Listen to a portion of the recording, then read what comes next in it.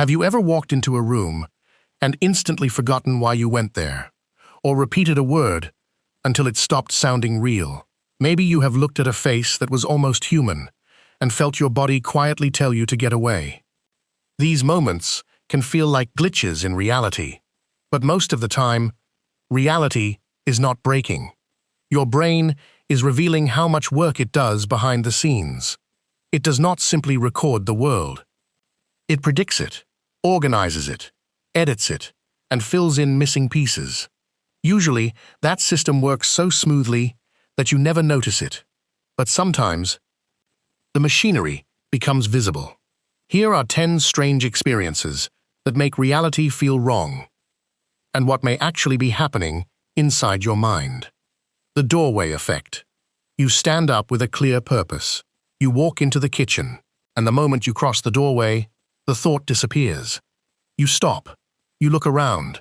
You know you came for something, but your mind is completely blank. Then you walk back to the room you started in, and suddenly, the memory returns. This is often called the doorway effect. Your brain does not treat life as one endless stream.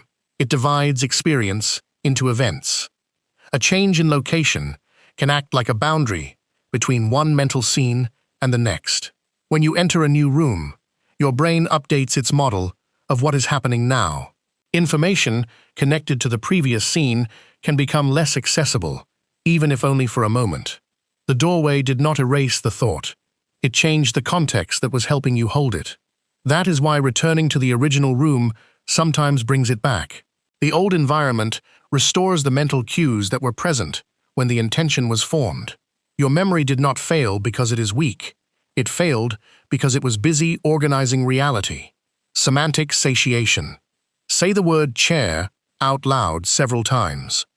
Chair, chair, chair, chair, chair, chair, chair. After enough repetition, something strange happens. The word begins to separate from its meaning. It stops sounding like furniture and starts sounding like a random noise. This is called semantic satiation. A word normally feels meaningful because your brain links its sound or written form to a concept. But when the same signal is repeated rapidly, that connection can temporarily become less responsive. The sound remains, but the meaning does not arrive with the same automatic force. You can create a similar effect by staring at a familiar word for too long. Suddenly, the spelling looks suspicious. The letters feel badly arranged. A word you have known for years begins to look as if it belongs to another language. Nothing has changed on the page. What changed was the way your brain was processing it. Deja vu. You enter a place you have never visited. Someone says a sentence you have never heard, and for a few seconds, you feel certain that this exact moment has already happened. You cannot remember when, you cannot explain how, but the familiarity feels undeniable. That is déjà vu, French for already seen. There is no single explanation that covers every case, but research strongly connects déjà vu with the systems that create familiarity and recognition. Normally, a feeling of familiarity is accompanied by a memory that explains it. You recognize a room because you remember being there. During déjà vu, the feeling may arrive without the memory. A new place might resemble the layout of an older place you no longer consciously recall. Or the brain may briefly register familiarity, while another part of the system knows the situation is new. That conflict creates the eerie experience of remembering something that you also know has never happened. The moment feels important, almost prophetic, but feeling that you know what comes next does not mean you actually do. Jamais vu. Now reverse the experience. You look at a word you have written 1,000 times, but suddenly it looks wrong. You take a familiar route, yet for a moment it feels strangely foreign. You see someone you know and understand who they are, but their face feels unfamiliar. This is jamais vu, French for never seen.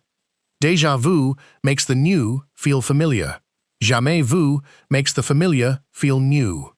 It can happen after intense repetition, fatigue, or a brief disruption in the normal feeling of recognition. Imagine that your brain has two messages. One says, "I know this." The other says, "This does not feel known." Both messages arrive at once, and the contradiction is deeply unsettling. Jamais Vu shows that knowing something and feeling that you know it are not exactly the same process. The Mandela Effect. Many people remember the Monopoly mascot wearing a monocle. He does not. Many remember the line from Disney's Snow White as "Mirror, mirror on the wall." In the animated film, the Queen says, "Magic mirror on the wall." And many people can picture a black tip on Pikachu's tail, even though the standard design never had one. When a large group of people confidently shares the same false memory, it is often called the Mandela Effect. The name came from people who remembered Nelson Mandela dying in prison during the 1980s. He was released in 1990 and died in 2013. The interesting part is not that people remember incorrectly. Everyone does that. The interesting part is that so many people can make the same mistake. Memory is not a video file stored untouched in your head. It is reconstructed. Every time you remember something, your brain rebuilds it using fragments, expectations, related images, and information learned later. The Monopoly mascot looks like a wealthy, old-fashioned gentleman. That type of character often wears a monocle, so the brain supplies one. The false detail feels real because it fits the pattern. Shared false memories are not evidence that reality changed. They are evidence that different brains often use the same shortcuts. Childhood amnesia.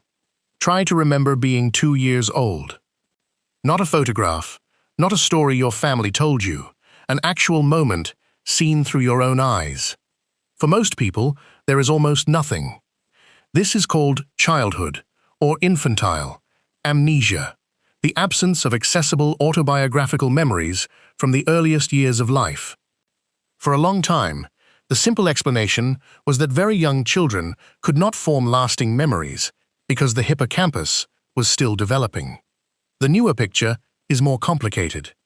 Infants and toddlers can learn, recognize people, remember routines, and form memory traces. Recent brain research suggests that even young infants may encode individual experiences.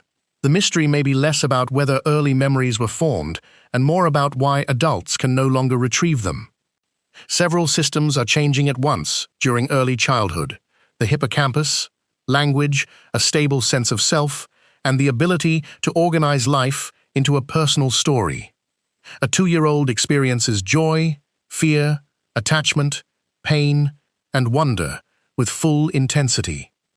But that child does not yet store and describe the past in the same way an adult does.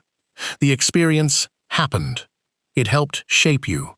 And yet, the person who lived it has become almost unreachable. The Uncanny Valley. A cartoon face can look friendly. A real human face can look familiar. But something that falls between the two may feel deeply wrong.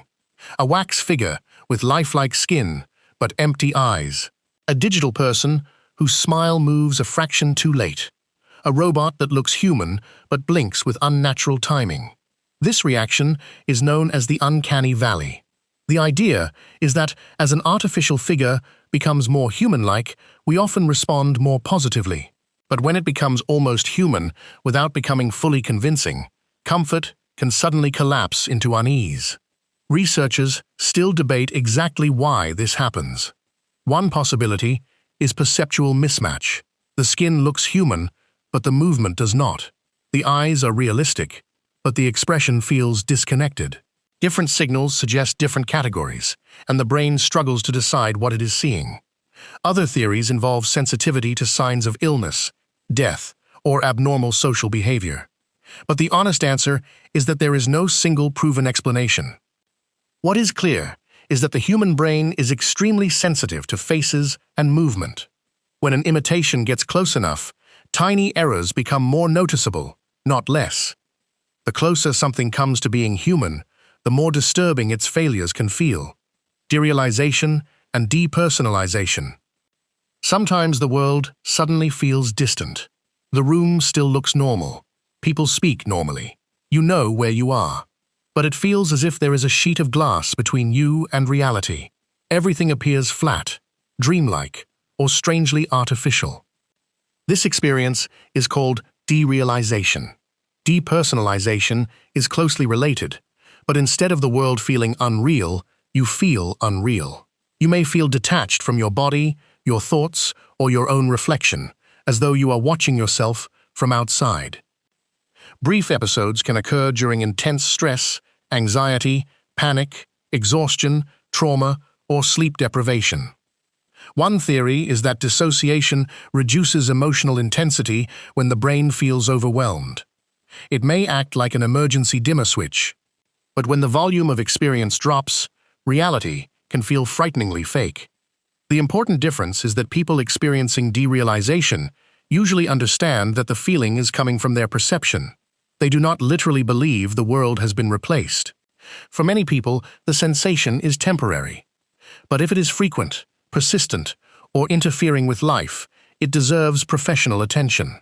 Knowing the name can reduce fear, but it should not replace medical or mental health support. Sleep paralysis. You wake up and recognize your room. You can see the ceiling. You can hear the sounds around you. Your mind is awake, but your body will not move. Then you notice a shape near the door, a shadow beside the bed, a presence watching you. Sleep paralysis happens when elements of rapid eye movement sleep overlap with waking consciousness. During REM sleep, the brain suppresses most voluntary muscle movement. This temporary muscle atonia helps prevent you from physically acting out vivid dreams. Usually, the paralysis ends before you become fully aware.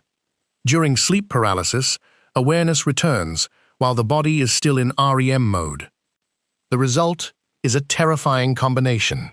You are conscious, unable to move, and sometimes still producing dreamlike images, sounds, or sensations.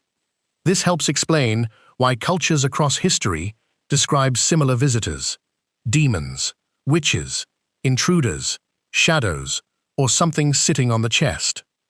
The brain wakes into a vulnerable body, detects danger, and tries to explain it using material from a dream.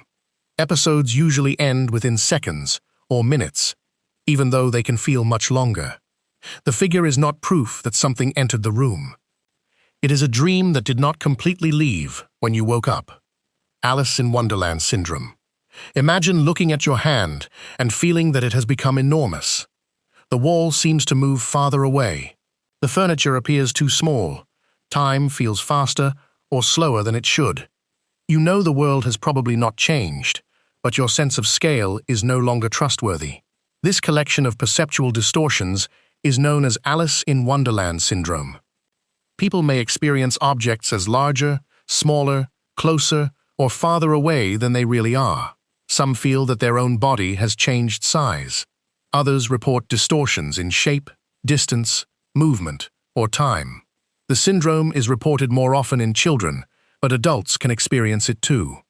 It has been associated with migraine, infections, seizures, certain medications, and other neurological conditions, although the underlying mechanism is not fully understood. The name comes from Lewis Carroll's story, in which Alice repeatedly becomes too large or too small for the world around her. Some writers have speculated that Carroll's own migraine experiences influenced the book, but that cannot be proven. Alice in Wonderland syndrome is rare, and its symptoms can overlap with other medical problems. New or repeated episodes should be discussed with a healthcare professional. Because when the systems that calculate size and distance become unreliable, even your own body can feel like an optical illusion. These experiences seem unrelated: a forgotten intention, a meaningless word, a false memory, a shadow beside the bed. But they all reveal the same uncomfortable truth. You do not experience reality directly.